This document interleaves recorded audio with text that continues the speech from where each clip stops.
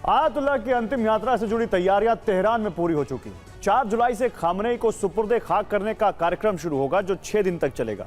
पूर्व supreme leader की अंतिम यात्रा को सबसे बड़ा शक्ति प्रदर्शन माना जा रहा है। जनाजा जुलूस से लेकर सुपुर्दे खाक करने तक 3000 किलोमीटर लंबी यात्रा तेहरान, कुम, करबला और मशहद जैसे शिया इस्लाम के सबसे महत्वपूर्ण शहरों से गुजरेगी। ईरान इसके जरिए अपनी जीत का ऐलान करेगा और साथ ही मैसेज देगा कि खामनेई की शहादत ने ईरान को अरब की महाशक्ति बना दिया है, ऐसी सुपर पावर जिसके सामने अमेरिका भी टिक नहीं सका। यही वजह है कि ईरान समझौता इसी शर्त पर करने में कामयाब हुआ कि हॉर्मुज केवल 60 दिन तक फ्री होगा और ट्रंप को ये शर्त माननी पड़ी। अब ईरान हॉर्मुज में यातायात की नई व्यवस्था विकसित कर रहा है, यानी जो जलमार्ग फ्री था वो ईरान के लिए हमेशा एक आमदनी का साधन बन गया। युद्ध के दौरान ईरान ने सभी भ्रम तोड़ दी और अरब की महाशक्ति बनकर उभरा। ईरान ने साबित कर दिया कि अरब में सिर्फ अमेरिकी सुरक्षा गारंटी ही काफी नहीं है, ईरान की इच्छा के विरुद्ध कोई सुरक्षित नहीं है।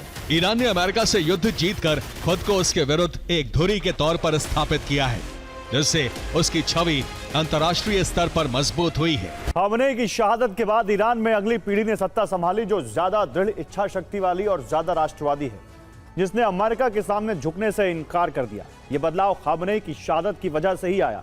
अमेरिकी हमलों में सुप्रीम नेशनल सिक्योरिटी काउंसिल के सचिव अली लारिजानी की मौत हो गई थी, तो वही IRGC के मुख्य commander in chief Mohammad Pakpour भी मारे गए। मुस्तफा के दौर में सुप्रीम नेशनल सिक्योरिटी काउंसिल के सचिव का पद मोहम्मद बाकिर जुल्कद्र के पास है, तो वही IRGC कमांडर इन चीफ की जिम्मेदारी अहमद वाहिदी संभाल रहे हैं। इसी तरफ ईरान की रक्षा परिषद के सचिव अली शमखानी की भी अमेरिका इजराइल के हमलों में मौत हो गई, तो अब्दुल रहीम मूसवी भी मारे गए, जो chief of the general staff और खत्म अल अंबिया हेडक्वार्टर के प्रमुख थे। अब रक्षा परिषद के सचिव की जिम्मेदारी अली अकबर अहमदियान के पास है, तो वही अब्दुल रहीम मूसवी के जगह chief of the general staff और खत्म अल अंबिया हेडक्वार्टर के प्रमुख के तौर पर जनरल अली अब्दुल्लाही को नियुक्त किया गया था, जिन्होंने जंग के दौरान कई ऐसे फैसले लिए जो अमेरिका की हार के कारण बने। जंग के दौरान ईरान के रक्षा मंत्री अजीज नासिर जाधे की भी मौत हो गई।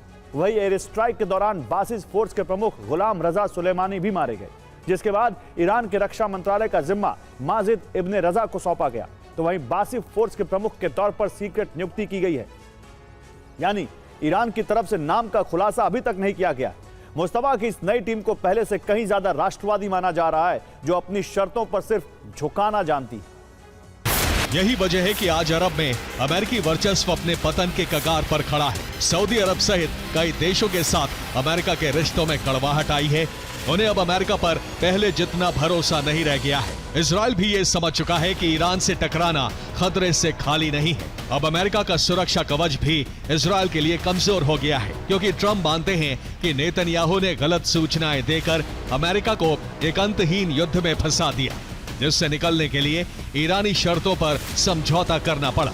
और ये खामनेई की शहादत से उपजा गुस्सा ही है, जिसकी वजह से ईरान अमेरिका के सामने झुकने के लिए तैयार नहीं है। ईरान के इस रुख ने उसे उन बेड़ियों से आजाद करवा दिया है, जिसपे वो पिछले 47 सालों से जकड़ा था। जंग में हार के बाद अमेरिका को तेल से प्रतिबंध हटाने पड़े और अब अंतर्राष्ट्रीय तेल बाजार में ईरान निर्णायक भूमिका में होगा।